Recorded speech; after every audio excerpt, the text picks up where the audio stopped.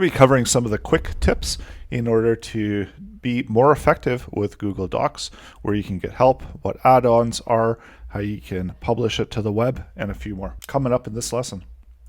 Let's look at some quick tips for Google Docs. So one of them is adding in a bookmark. So if you have quite a bit of content and you want to bookmark certain areas of your page, you can add the bookmark in. So selecting the content that you want to bookmark, and then in the top menu, under the insert, select insert bookmark.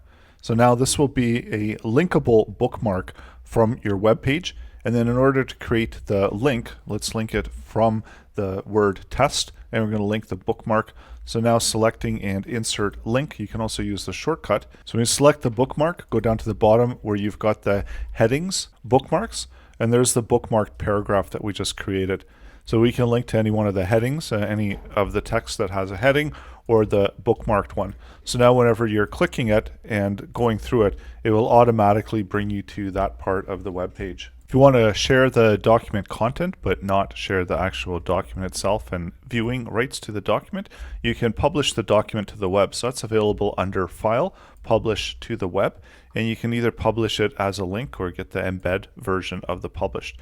And also under the published content, you can set what you want to publish.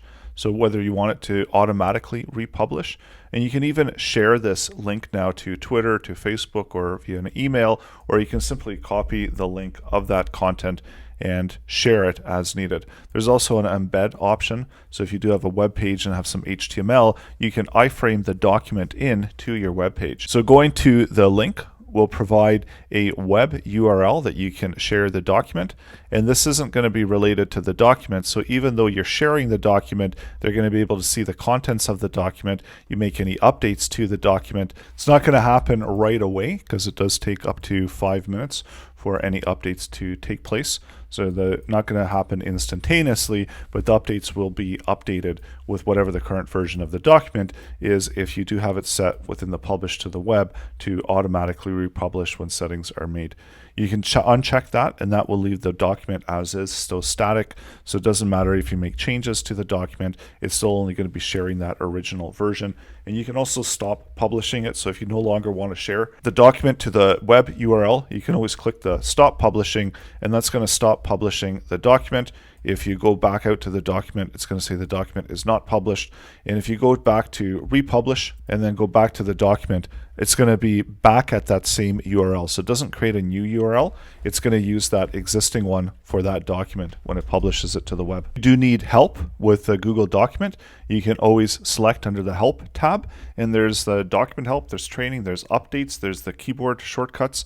So you can quickly search for content within the document help. So if you were to select font, it'd give you the shortcuts and how you can increase the font size and set different font sizes. Also under help, you can select where you've got training, and this will open up the support for the Google Docs, and this provides you training documents that's available from the Google website.